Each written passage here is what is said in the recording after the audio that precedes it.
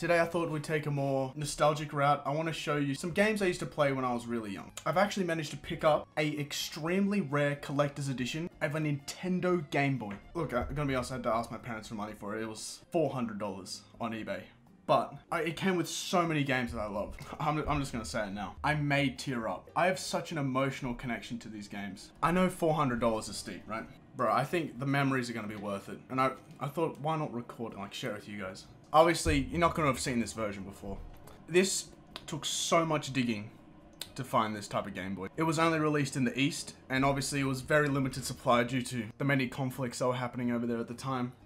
It's not really something I want to get into. I'm not into politics. I cannot tell you how long I've been just itching to play some Burger Time. Well, you see the front, it's got the 3-man attractions. Honestly, I'm not the biggest fan of Caveman Ninja. I think it's alright, but Bad Dudes and Burger Time, those were actually my childhood. It's a very special edition. It doesn't take cartridges. It holds 300 games within. But the main attractions are obviously Bad Dudes, Caveman Ninja, Burger Time, Karate Champ, Heavy Barrel, B-Wings, Side Pocket, and Breakthrough. I haven't played B-Wings or Side Pocket. Breakthrough, I think I played that at a friend's house, but the others I think are really good. So let's just unbox this bad boy.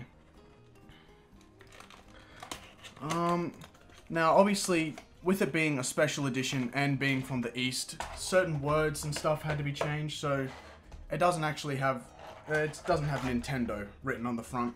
It's on the back, probably. This music takes me right back. It's not going to be the best quality, but that's just how it is. This game, I reckon this game is probably second to Burger Time. And you know what? I think while I play, I'm going to bring up some stories of when I used to play this when I was younger. But oh my god, like, look, it's like riding a bike, you know? You never really forget how to ride a bike. Now, funnily enough, I got this game back when year 1, I think, which would have been about, what, 2002? I used to bring this to school every day, you know? But back then, right, me and my friend, David, right? The day this came out, like the Game Boy came out, we rushed to the store. We were doing like a times tables test, right? And I remember I finished so early and I was like, whip out this bad boy. And I forget the volume's on and everyone's sitting there like, what's 5 times 5? And they're like, you know, they're counting it in their head. And then they suddenly hear this, ready? And I'm sitting there, just blushing. It was so embarrassing. Like, obviously, looking back now, it's pretty funny, but to a 7-year-old, it crushes you, you know? It's like, dude, I look like a complete chump, and Dave never let up about it, that's for sure. He gave me a rough time, but, you know, it was all in good fun. I think it's time to play Burger Time. I have the best story about Burger Time. So I was at Dave's house, right? What was this, like, 2007? Probably, like, 8 years old by then. I remember we used to stay up all night, just trying to reach 50,000. It was just, it meant more to us than food. Like, it was just, oh, it meant the world to us. His mum came down and was like, oh, you boys better get off that game. And Dave was like, no, I'm not getting off it. I love this game. And I was just sitting there giggling away. It was just so funny to me. Now that I think about it, actually, because he moved to America, unfortunately, in probably 2005 when I was about 9, I remember I was just so distraught and we were just hanging out at his, right? And I left my Burger Time cartridge at home and I was like, man, I just want to play Burger Time with you in the room one last time, right? And he goes, you can borrow my cartridge if you want. And I remember he just watched me play and we're just talking and laughing the whole time. I forgot to give him back his cartridge. Like, he left the next day and I booted up my Game Boy to try and cheer myself up. And the cartridge was still in there. This game's terrible. I could probably find it. It would probably be in like the garage somewhere. I'd have to dig deep for it, but I feel bad. Like, I've gotten to, like, obviously back then, we didn't have any iPhones. We didn't have any fucking Discords. So it was pretty hard to keep in touch, but if you guys are watching this as a video right now, let's share this out everywhere. Let's try and get Dave to find this video. If Dave can find it, I can tell him about the cartridge. I can meet up with him again and we can get him his cartridge back and it'll be like a whole little thing. I'll record the whole thing. I know what you're all thinking. Reed, why wouldn't you keep such a collectible in the box? It's probably worth so much, like, as resale value you can have over time. But I reckon, like, all the emotions I'm feeling right now pay for itself, right? It made, like, the money lost in because I've unboxed it, easily made up in the emotional value this holds. Caveman Ninja, as I was saying before, I think it's pretty mid. It's certainly not pushing P. If you even, hey, I'm sure someone out there, they love that. And I think this predates Mario, I'm pretty sure. No, yeah, it does. It predates Super Mario, which is just... Yeah, a lot of people don't know that, and I don't think Caveman fucking Ninja gets enough credit for it. This game used to be so hard as a kid, but you know what?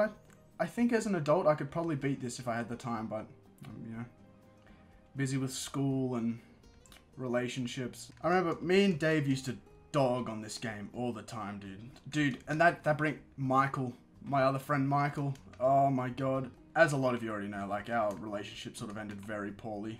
Should he have been locked up for that long? I don't know. Look, that's, like, up to you to decide. But hey, he used to love this game. Me and Dave used to give him... Dude, we used to rile him up, telling him this T-Rex boss was so lame. Kevin used to love this game. And me and Dave used to just... Wow, we would not let up. He valued this game over his own family. You could swear. Well, you know, what was left of it.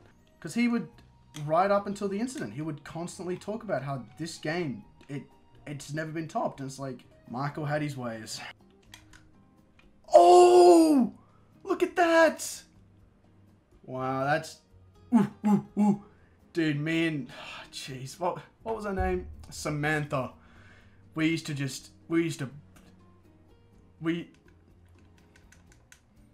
level's so good. Also, sorry if I'm not reading chat too much, I'm just having so much fun right now. I just can't help it. Holy fuck. If we had all the time in the world, I'd sit here and beat this game all the way through. You know what? It's growing on me.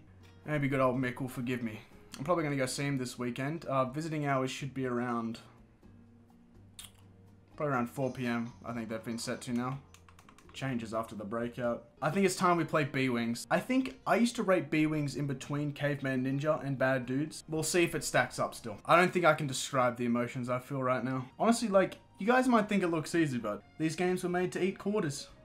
And that's just the truth. You know, there was no campaign mode, no online subscription Xbox Gold. It was just fun. And I miss those days.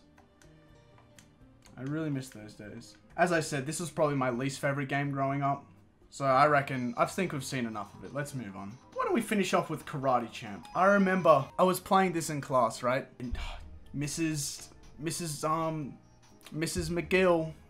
old Mrs. McGill, she was just, she used to rile my feathers. Can you not start yet? She used to rile my feathers, I swear to God. Dude, I swear, me and fucking Jerome would just be sitting there, having a blast. Dude, I'm gonna beat and crush him. No, I'm gonna destroy you. Dude, Mrs. McGill took it. It's too violent. You can't play that game. It's too violent. Okay. And guess what? 5 minutes later, she's sitting there tapping away. She's loving it. She's playing it. I remember I heard the music. She's playing it. She's playing my game. I couldn't do anything. I was, what, like 5 at the time? But back then, they could do that. They could hit you. They could punch you. I don't know, because this wasn't year 1. Like, come on, obviously I aged since before. Right, it was about year 3. Dude, if Jerome could see me now. Oh. Fucking Jeremy used to spam that move all the time, dude. And it used to piss me right off. Oh, he used to spam that move over and over. And I would used to always tell him, dude, that's so cringy. And he would just keep doing it. Oh, you could swear he's playing right now. Fucking good old Jonah. Oh, he won. As much as I hate to end on such a negative light, I reckon I'm done with this. I definitely recommend purchasing this one-of-a-kind Game Boy. This is incredible. I reckon the experience I've had in the past, 40 minutes, top every single memory in probably the past 10 years, whenever I was last happy. I hope that you enjoyed your trip down memory lane too. Obviously, I invest a lot of money into this, which hopefully now you don't have to. You know, you can sort of re-experience it, get some memories. And, yeah. I do miss being happy. Can't all be winners.